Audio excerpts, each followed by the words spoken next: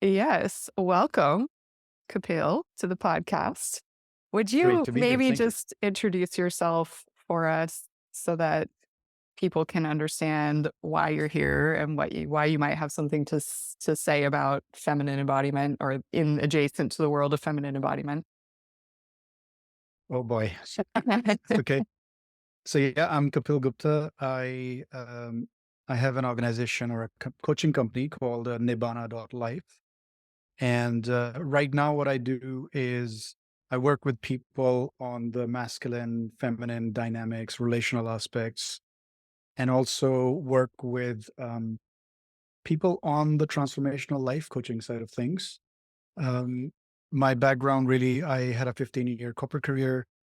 And I went through a divorce back in 2010, 2011, which led me to my own personal growth journey through the practice of orgasmic meditation. Um, Hopefully, many of your viewers, listeners have heard about it.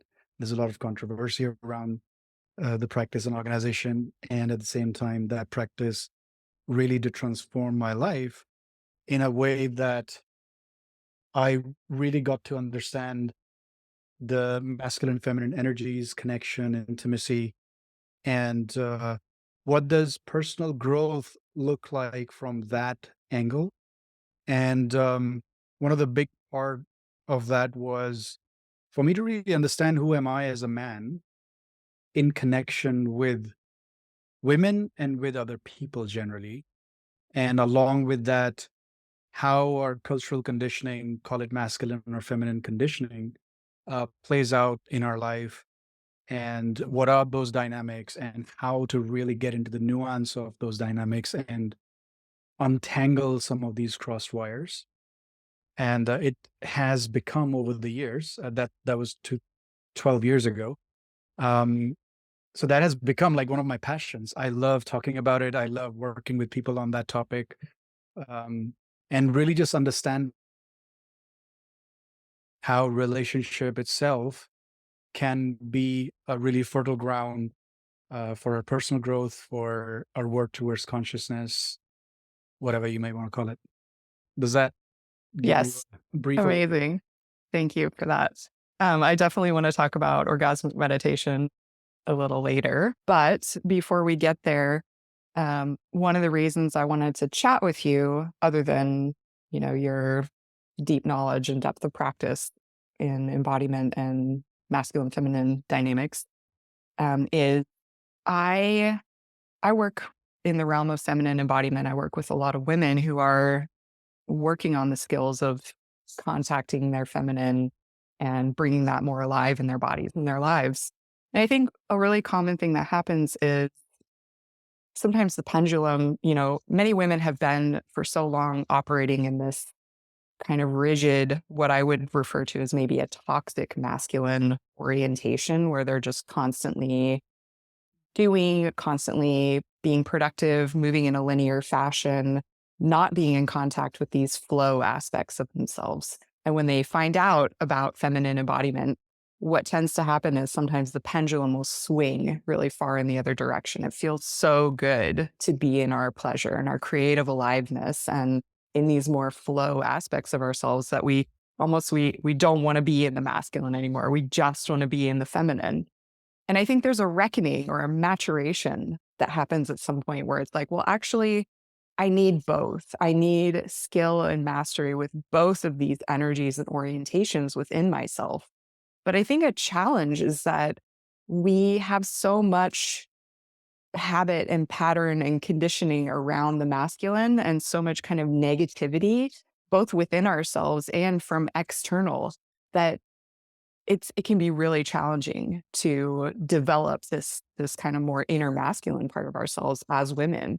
Like, we tend to relate with the masculine as kind of a, like a dominator kind of thing, which causes us to maybe want to rebel or or have some maybe other, not the most um not the most productive relationship with the masculine. So I'm curious Mm. for you to share your perspective on what gifts does the masculine have for women?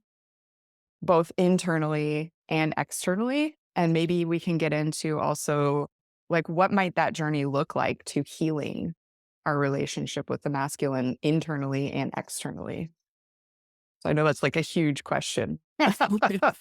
Wow. Um, wow. Okay. I think yeah, we'll have to sort of go step by step, I suppose. But first thing I want to start with is there is no other way to do this work but to bend the paper all the way back. Like quite often, my teachers used to use this analogy that, uh, we're living our life with like a bent sort of folded masculine, feminine, or your life as a way that your paper is folded one way. You have to like bend the paper all the way back, which is like if we're living our life in a very conditioned masculine way. And I think it's true both for men and women quite often in today's very masculine world. Then we have to go deep into our feminine part and call it reclaim it, or call it like experience that part of us, to bend paper all the way back, to then slowly get to a point where we can um come somewhere in the middle, find the middle path. And the way I relate to masculine and feminine is these are really complex things, but to try and simplify it, the way I look at it, it's like a scale. And depending on where I am and what I want to do or how I want to be, there's like a, a mastery I want on both the masculine and feminine parts of myself. So that, let's say, if I am working, if I am uh, creating something, or if I'm doing something, producing something, that I can be more in my masculine traits, while if I'm relating, uh, I can be more sort of present to my feminine traits. So I think that's how I look at it. It's like we all have to. For me, mastery is to cultivate all of my masculine and feminine traits and have mastery in all of them. So I just want to like set that as the foundation of our conversation. And I So it's also not feel like it's wrong. true. So it's not wrong No, essentially for women to swing way into the side of like, I just want to be being and feeling and sensing and flowing and creative and to like really go all the way as part of their journey. totally.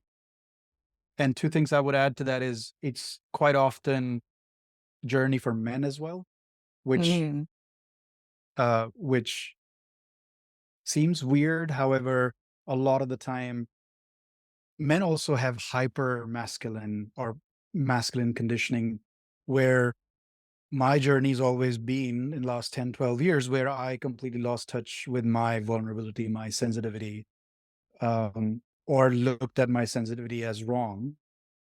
And I had to get into more embodied place to get connected with my body, to get connected with my feelings and emotions and approve of them, and um, develop my empathy again, uh, to and that's all those are all kind of feminine characteristics.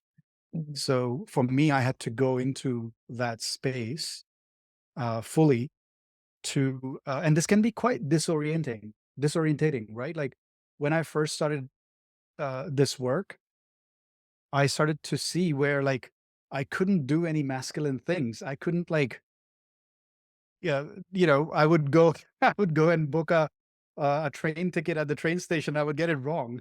I was so much in my feeling space.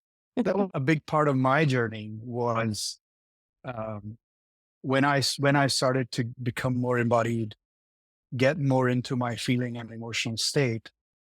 Some of my masculine functions, rational functions, kind of like started to give up. I would, uh, you know, I would be doing normal tasks, like go and book a ticket at the train station. And I'm like, what am I doing? Which card I need to pay with? all of these things started to happen. So it's part of it. It's part of going in on, bending the paper all the way back, going all the way into the embodied state. And part of what happens is that our masculine functions kind of take a backseat. Mhm. And so the second part of that is not thinking of anything as being wrong, Mhm. Mhm. right? That's the start of it all. Whether we are back in on our feminine state, or we're now like, oh my God, my life is all completely messed up. What do I do now? And then start to either blame the masculine or start to feel like a victim, or feeling sorry for ourselves that we don't have a developed masculine. Like all of those things are not needed. Mhm. I think part of the thing is to say, oh, that's not wrong. This is where I am on the map. Mhm. If the journey, then all it's telling me is that where do I need to get to and where am I right now? So starting to look at it that way is probably the first thing that we have to do. Mhm. Like, oh Another wow, thing I've gone so far into my feminine that all my masculine functions are not working anymore. yes, Okay, and another great. thing another thing I hear you saying is that this is kind of a soup that we're all swimming in. This is not Yeah. maybe unique to just women, although it is does, women have a particular experience and relationship of it, but that it's we're all just our overculture has us swimming in this soup of would you call it toxic masculine? Would you call it kind of a manifestation of maybe a more toxic masculine expression? I don't like to call it toxic. I don't like the word toxic. I would say it's cultural conditioning. Mhm, Um, and cultural conditioning being that we are all so focused on achievement, on improving our self-worth through success, through achieving our goals. Um, and that's how our culture has conditioned us to be, um, you know, and it's true for all genders, mhm, mostly. So it's and we're obviously generalizing here quite a bit. I think everyone's journey is different. It's unique. And part of the process is to be able to really just see, oh, where am I? Where am I on this path?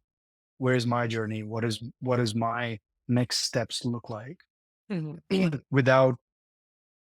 Without going into this place like, oh, somehow I've done something wrong. mhm. Yes, I can get on board with this idea of not making it wrong, and I can get there in my head, but I think one thing that happens for me, and I think a lot of women too, is like there comes a point where, but I need to get shit done. So it's not wrong, and this thing is happening, but also, the world is demanding things of me, or I need to make money, or I need my business to be successful. Yeah, yeah, yeah, yeah. And I S- think all of those things are like uh, points on the map that are really just telling us where we are on the journey.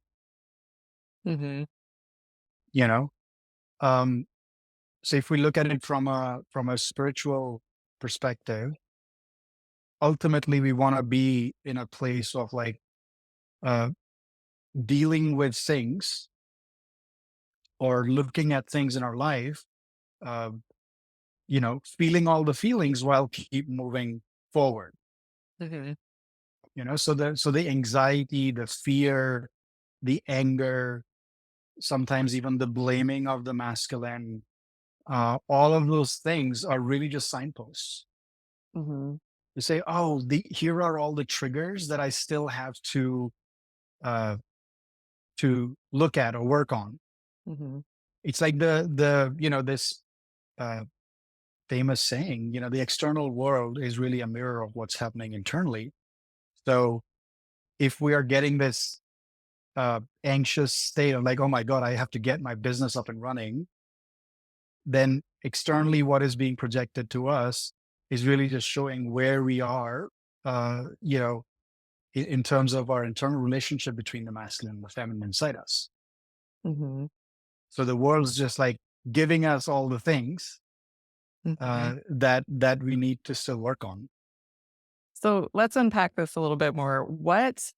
Yeah. What practically does that journey look like? Let's say that I begin to realize that I need to develop more of my masculine capacity. What practically does that journey look like? Like, what might be a first couple steps that need to happen on that journey? I don't know. I think it feels like a really abstract place. And the thing that comes to mind is action. Like the part of uh like it's like the way I look at feminine and masculine is feminine energy is expansive. It is free flowing and it doesn't have any bounds. And what masculine provides is a structure. It provides boundary to the feminine. So, for example, so one of the things could be just like any kind of structure in life would have it be that if you are, let's say feminine is the desire and masculine is, so feminine is the what and the masculine is the how. So if, as long as we are rooted in our desire, we can let the feminine define that, with the masculine define the how, Mm, right? So let the masculine part of us create the structure for it. Now might come a point where it's like, I don't trust the masculine to define the structure, mhm, which will show up in real life as I don't trust, let's say, a masculine man to hold me. mhm, What internally that's saying is like, oh, I don't trust my masculine to define the structure or hold me.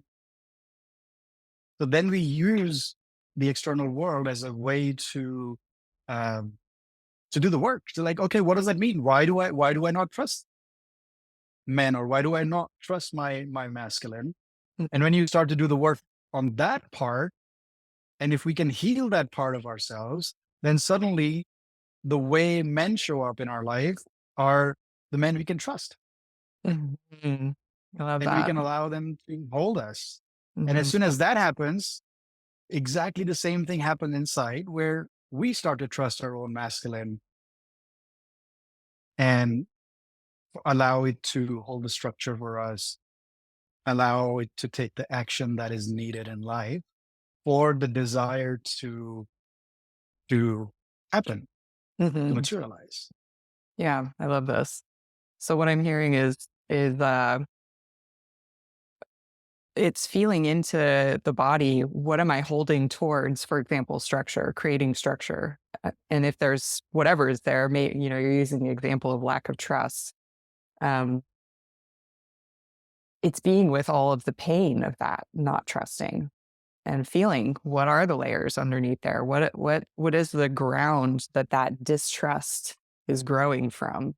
And meeting all of those layers of sensation in the body of betrayal or not being held or frustration or anger or sadness. There might be deep grief there of all the ways that you've been dropped by the masculine or you've experienced, in your either collectively or in your own lived experience, or maybe even intergenerationally. There could be a lot of pain there around that. So it's meeting all of those layers in order to do that alchemical process of allowing them to digest and move through so that we can come into more trust. Is that what you're saying? Yeah, and it's not a linear process.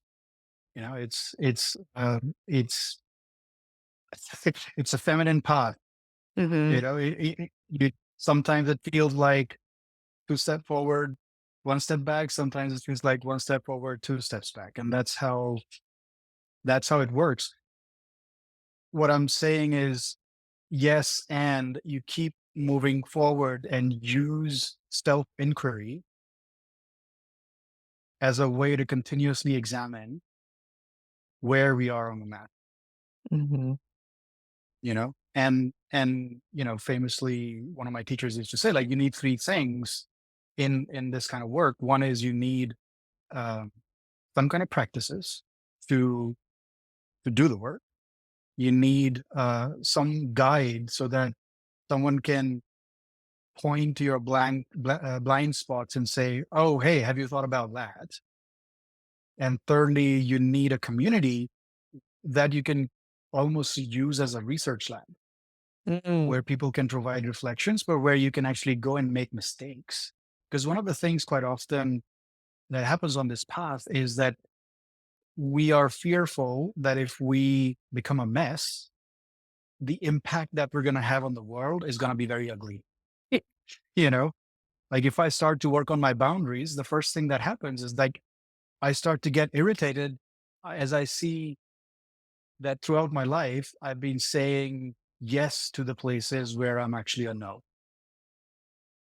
mhm, So the first thing that happens is that I start getting angry at everyone around me because their face just represents all of the places where I've said yes, where I violated myself, my own boundary, mhm, you know? So we need a community of peers where we can actually say, oh, you know what? I'm working on my boundaries and I'm gonna like learn how to say no to you. And it might come across really sharp while I get used to this thing. mm. So You know? interesting. I don't feel like we have a lot of those spaces. We have to consciously seek them out and create them around ourselves. Yeah. And that's why I think having a community is so important. And people often talk about like community, but I think this aspect of the community is one of the most important things where I can allow myself to be messy while I do the work to grow. Mhm, Um, like how many, I think for everyone to see how many people you have in our life where you can actually trust them with these kind of things, where, boundaries is such a great example. A lot of my work that I do, but people come to me from all sorts of different places. One of the main things we start with is our boundaries with people and our boundaries with ourselves. And 90% of the cases, people don't have good boundaries. They don't know what boundaries are. They don't know how to assert boundaries. And they don't know how to have good boundaries with themselves either. mhm. They have to have a great foundation. I'm using that as an example because uh, people are scared. It's like, oh, how do I say no to this person? Mm, You know, and that and boundary they don't have any function, practice for it. yeah, that boundary function is probably a really important aspect of our masculine skills as Yeah. well. Because we need those boundaries, like you were talking about structure before, in order to create a structure and stick to it and hold it, like, just for ourselves. We need boundaries with ourselves and other people. So there is a real feminine aspect, I think, to boundaries of being in contact with those that deepest truth and letting it kind of fill up our field. But then there's the practical enforcement and the communication of the boundaries that I think might be a bit more of the masculine skill set. Yeah. And then the other side of it is knowing our range. Mhm. With this kind of work, what happens is we go back and forth in this place of, oh, I'm just being, versus you go back into the masculine and sometimes overshoot. Like for me, Mm. one of the things is when I'm in the doing mode, I forget self care a lot of the times. Mhm. I forget self love. I forget taking care of myself. And I just get so involved in my work at my own expense. You know, so I sometimes violate my own boundary there. The part of it is going to be literally looking at everything as research. Mhm. To then go, okay, well, this time around, let me create a structure and see how I do with this structure. And for 2 weeks or 3 weeks or a month, I'm going to work in that structure and then sit back and evaluate. Now, so that's how you start to use masculine to really see where you are and how you are responding to your own boundaries, how you're responding to your own range. Do you know where your range is? Where do you go in red? Mhm. For me, a lot of the time when I go into doing mode, I go into red because all my health starts to suffer. I get so bogged down with the doing part that I forget the being part or the what. And every time I do that, instead of like going, I did it again, beat myself up again. Instead of that, I've learned to now say, oh, okay, interesting. Still got so much work to do with my range. Yeah. Yeah. Yeah, it's a journey, what I'm hearing, to creating a healthy relationship with both of those aspects of ourselves. It's not just a switch that we can flip necessarily and just be done and be like, okay, check the box. I healed my inner masculine. Done. Let's move on. No, it's kind of an ever evolving dance. I think so. That's been my experience of it. It's like a cyclical process.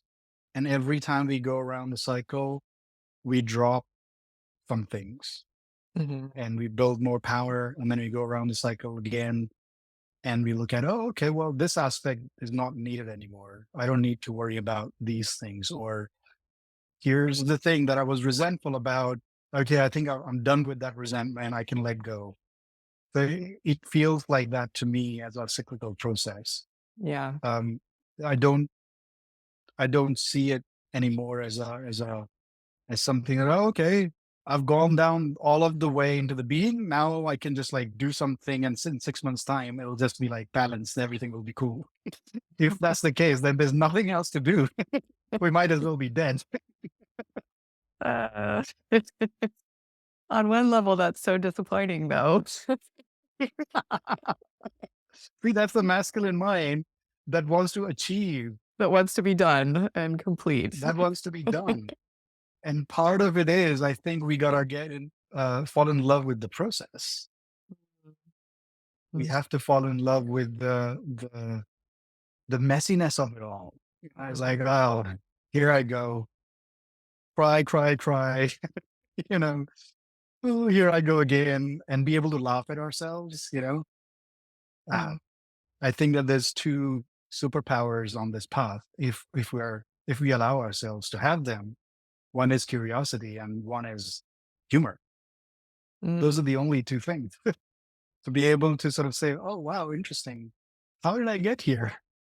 Where am I going? And the second is to be able to just like laugh at the silliness of it all Mm. Mm. I on love that. ourselves. I love that. Super important. Okay, so you mentioned a couple things that I want to pull back into the conversation. The first one is when you were talking about trusting the masculine to hold you. I think this is a big thing for a lot of women, is not fully trusting the masculine, feeling, the resentment and the hurt of not having been held by the masculine. So I'm just curious if you have any reflections for people, women who feel like, but what's, but I keep feeling like the masculine around me isn't showing up for me that way. It's not coming to hold me. Do feel like I've been dropped, and there's just a lot of stuff tied up with that. Yeah, totally. I would love to, maybe if you have very specific examples, that would be great to talk about those specific examples, because otherwise it becomes quite abstract. Having said that, I feel the place to really start is to say that, like, oh, what's happening in my life, the way men are showing up in my life is really reflecting how am I with myself. Like, if, let's say men are showing up in my life where, uh, they drop me all the time. They can't, they're not showing up for whatever reason. It's a, I think the place to start is to really see, okay, well, where is it that I don't do that for myself? Mhm. You know? So that's the first part. And I think the second part then is to test different things. like allowing people to be their messy self, but using that as a reflective way to develop a different relationship to our own masculine internally. And I know it's slightly abstract, um, but let's say one of the things is uh, I am not heard by the masculine, right? It's a very common thing between feminine and masculine, where feminine feels uh, I have a desire, I state my desire, but the masculine doesn't hear it, or the man doesn't hear it, or if the man hears it, uh, he doesn't do anything with it, right? You will ask one time, you will ask two times, and then what happens is women get irritated, right? You will get angry. You're like, men, fuck them. You Mhm. know, they're of no use. My needs are not met. Like whatever the inner dialogue is, Yep. that happens. Tell me more about So in myself. that case, right? But that's the conditioned way, conditioned feminine. It's a very familiar So story. I know it very well inside and with women around me. Mhm. right. So then one of the ways to practice it is, let's say, use this principle. You ask for what you want 100% of the time, and every time like it's the first time, and you stay there to negotiate, right? So, and I'll use a little bit of uh, uh, orgasmic meditation philosophy here. In orgasmic meditation, the practice is that uh, it's between two people, and it's a clitoral stroking practice. And what happens is a man or a woman is stroking a woman's clitoris, or someone who has a clitoris, with their left index finger, literally very deliberately with the tip of their finger, right? And one of the ways we communicate in orgasm meditation is you make an adjustment. So the strokee, whose clit is being stroked, can ask for an adjustment. So the idea there is you can only ask for adjustments in a way that, it's like, oh, can you go to the left? So you can ask for direction, you can ask for speed, you can ask for pressure. And the idea is that you ask for as many adjustments as you want. And the idea is do not get frustrated. You ask for adjustment every time like it's the first time. Mhm. So what happens is that when you start to do that practice, when it comes to life, over a period of time, you start to change your relationship with making requests. So then when you meet a man, for example, you can train yourself in such a way that you are making a request. You ask for something every time like it's the first time. And the practice is not to get um, frustrated, Mhm. because what you're doing is that man is a representation of your own masculine. And when you can do that externally, it automatically changes your relationship with your masculine internally. So you're healing the relationship that way, and we're using the external relationships literally as a way to heal ourselves, as a feedback loop for ourselves. Mhm. That's just one very powerful but a really important thing. And the thing is, it's a practice. you know, you won't change it overnight. It might take a few years to change this really. But just imagine if you can get to a place where you are asking for it, asking for what you want, and not getting frustrated if you don't get what you want. Suddenly, what will happen is that it's not that um, it's not that you won't get frustrated or that suddenly men will change. What will happen is that you will start to invite men in your life who are more willing, because you've healed your own relationship with the masculine internally. Mm. So the world that gets presented to us gets transformed in that way. Mhm. Mhm. So There's I've been talking a lot. How are there's you so feeling? much there. Oh my gosh. There's so much there. Um, okay, one thing is I think it's really important to highlight what you're talking about is having a specific container for practice, that we're actually creating a condition to practice something, which a lot of women in my world will be familiar with because we talk about creating a safe container that then changes how we, show up in these situations in our actual life. The practice container is not actual life, but it's informing our actual life because we're creating those spaces. And what you were talking about before of, having a community or having a guide or, actually putting some time and attention towards learning these skills in a container, that's actually really probably important part of this. So that's one thing. I think it's also,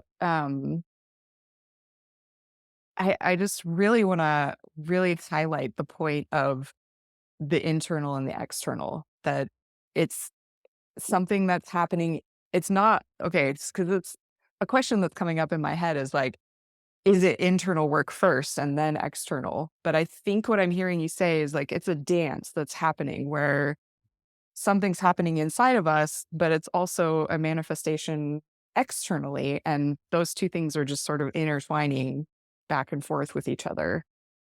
Uh, the internal is reflecting what's happening outside, but also the external is reflecting the inside as well. That's it. Yeah. That's it. It's a feedback loop.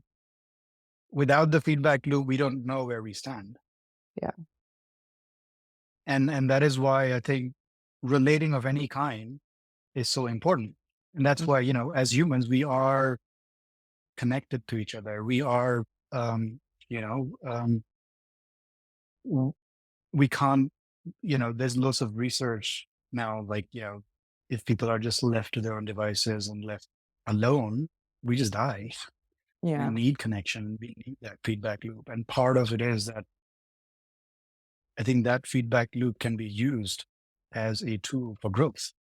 And it is it is a necessity in some ways. Mhm. Like that is only we can be in a cave meditating for 10 years, but we won't know where we stand until we come down to the marketplace and interact with the world. Mhm. You know, Yep. like we could be meditating for 10 years isolated, but as soon as you come back out and at a traffic light, someone crosses us. If we react to it and get angry, then that 10 years of meditation doesn't do anything.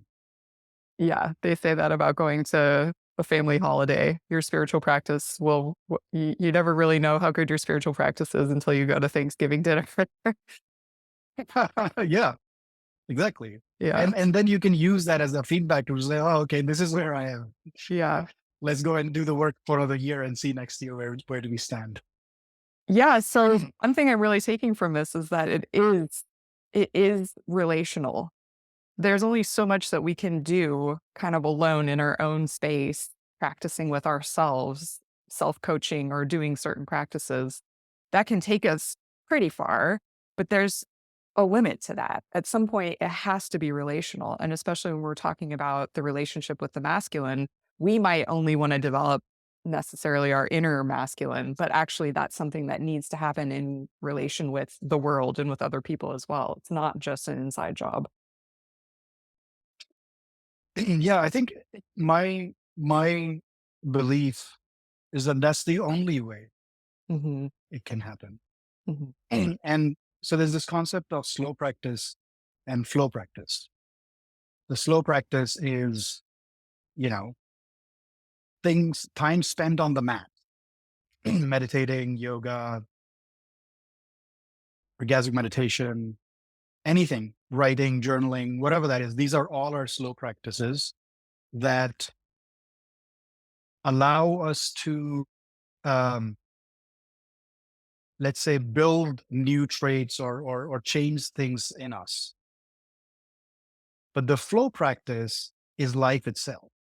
When we go out and meet the world, meet people, interact with the world, that is what we say, that is where we test all of the things that are happening in our slow practice and see, oh yeah, I thought I've done a good amount of job not reacting to some people.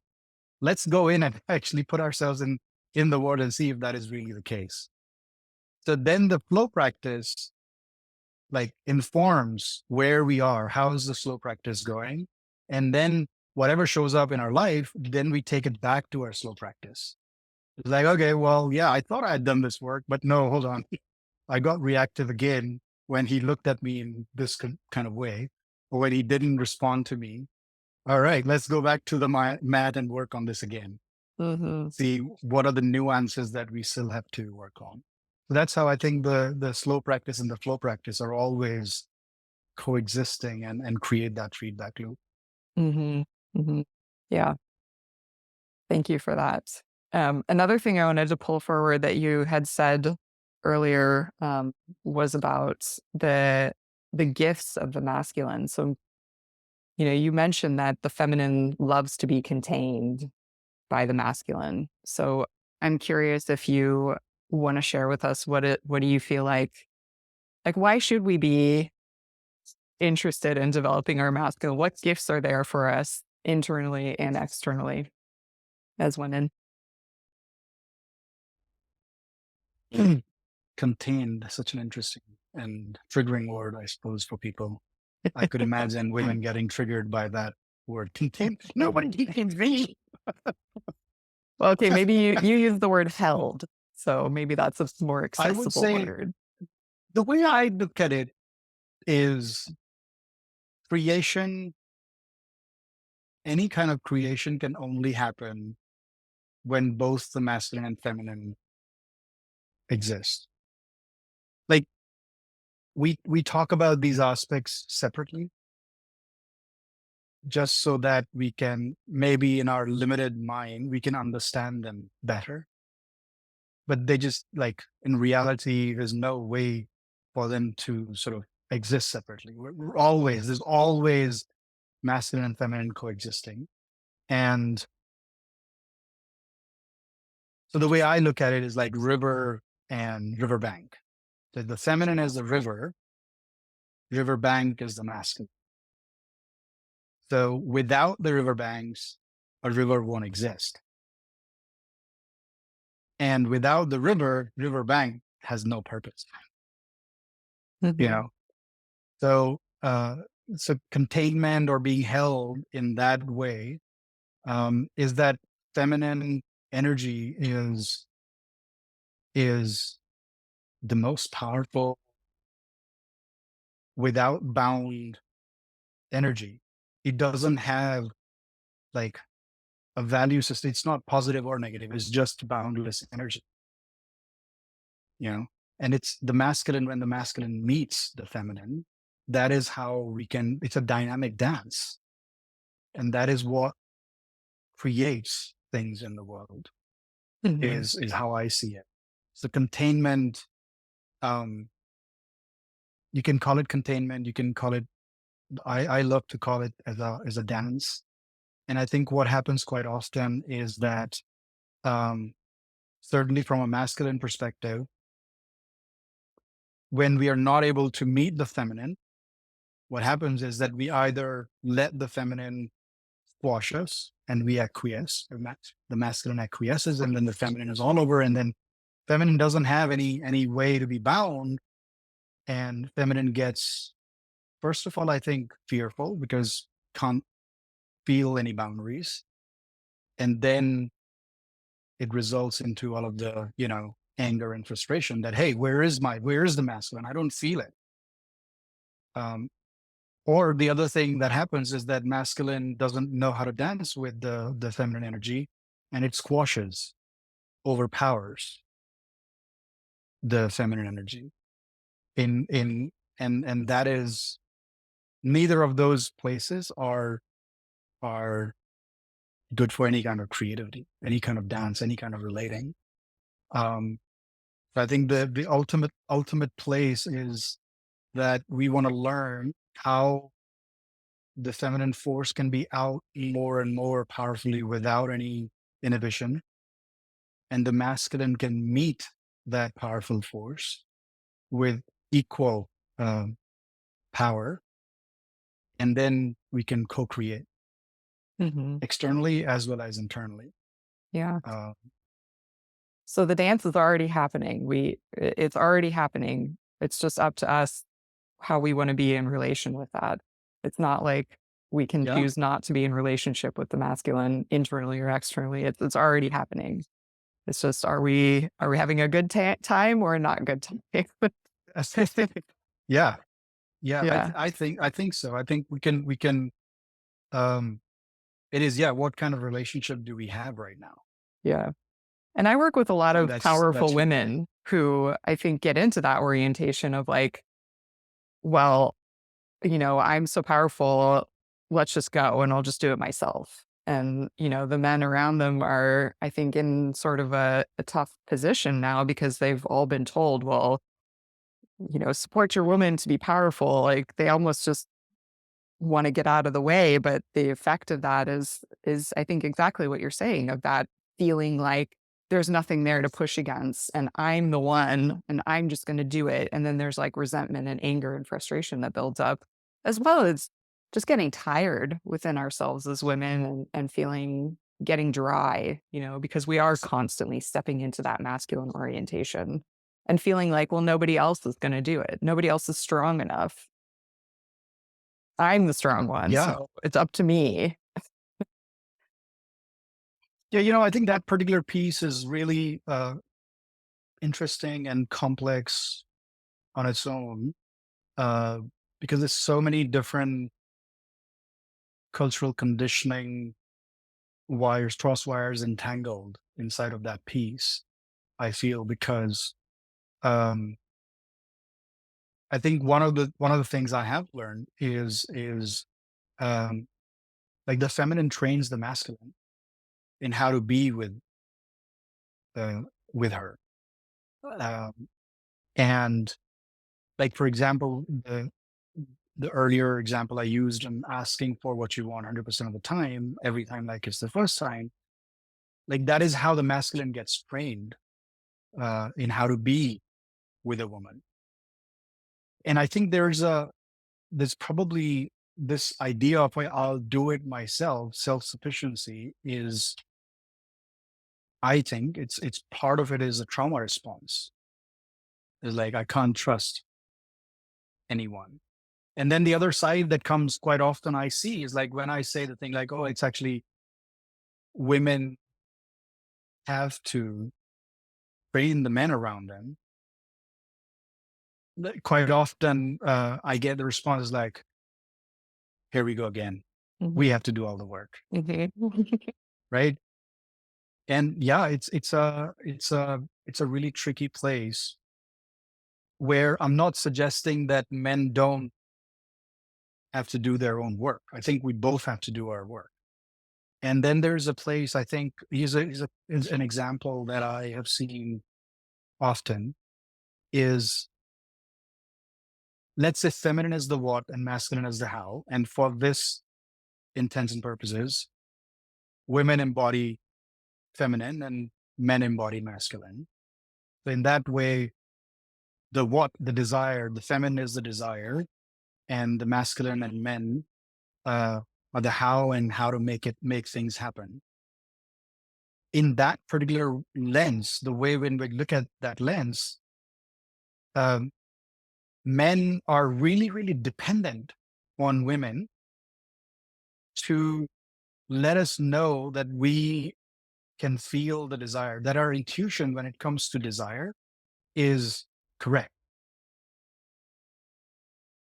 However, feminine conditioning has it be that women are always trained that their desire is too much. So women are trained to obscure or deflect men when men come and say, "Oh, is that your desire?" because women feel that, oh, my desire is too much, then they deflect or obscure, and the man then doesn't trust themselves. So men then have to go and get dependent on formulas.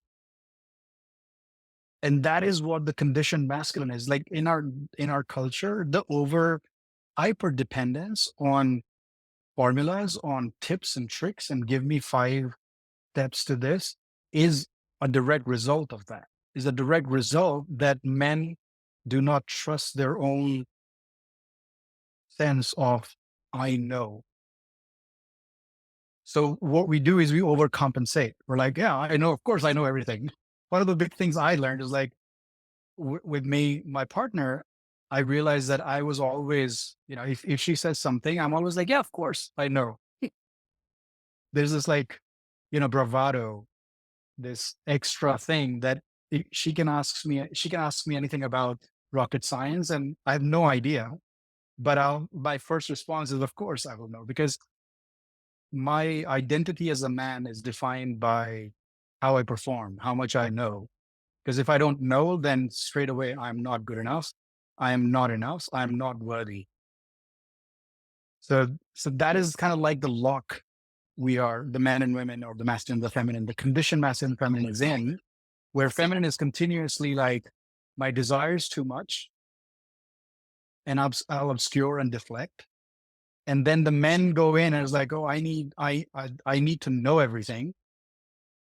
So we're skewed in this way where men are continuously reaching and like grabbing, and we're learning all the tips and tricks to do that successfully. And women are like, oh, no, I need to hold back my power. And a lot of it is sexuality, because I'm told that is where my power is. So we're skewed in this weird sort of way where women are like seen as somehow fragile in our culture, and somehow like they have to protect their power, and men have to go and grasp and continuously reach out. But then when a woman comes in her power, it's like men don't know how to deal with it, because we've now been programmed to like, we've been told that we are all powerful, men know everything. And women are not like, no, no, hold on. That's not really the case. Here I am, a powerful sexual being who's not limited by anything, and men don't know how to deal with it. So I think part of it is that relearning process, and I think women to to teach men how to be with their desire again, how to not obscure when all of the cultural conditioning is like, oh shit, I can't let him see or feel Mhm. my desire here. It's Women that just like inner open up and say, yeah, it's that inner and outer this dance is again. It's that inner job of claiming those things for ourselves and reckoning with them internally, and it's happening outside too. Um, we're as we come to the close of sorry, this I talked a conversation. lot there. No. I want to keep going. I want to keep going.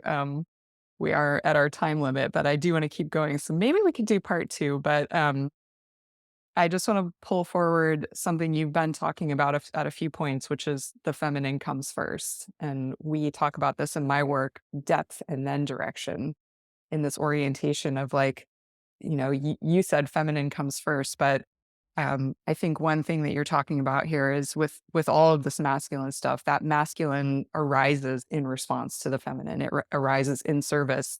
And if we're women, we're trying to reckon with our own inner masculine. Those things arise in response to our feminine depth, and they arise in support of and in honoring of.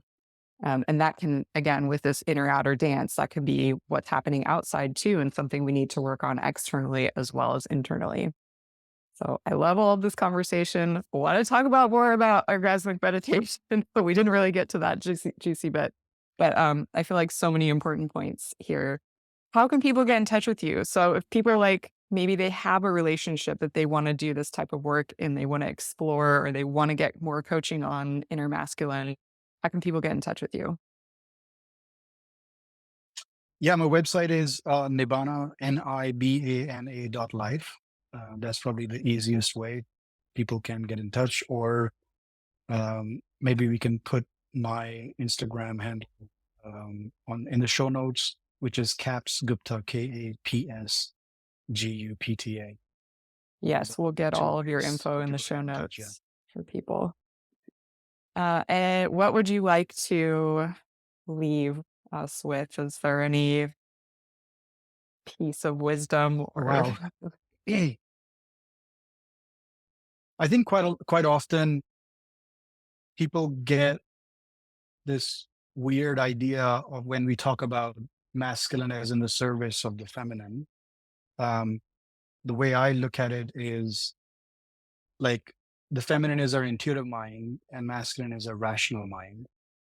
So if we look at masculine and feminine in that way, is that feminine is the desire and the what, and masculine is the how and the rational part of our brain and making things happen. So in that way, masculine is in service to the feminine energies. It's not servitude.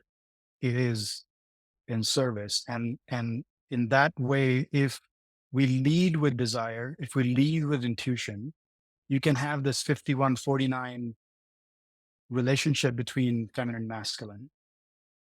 Um, it doesn't mean less than or better than.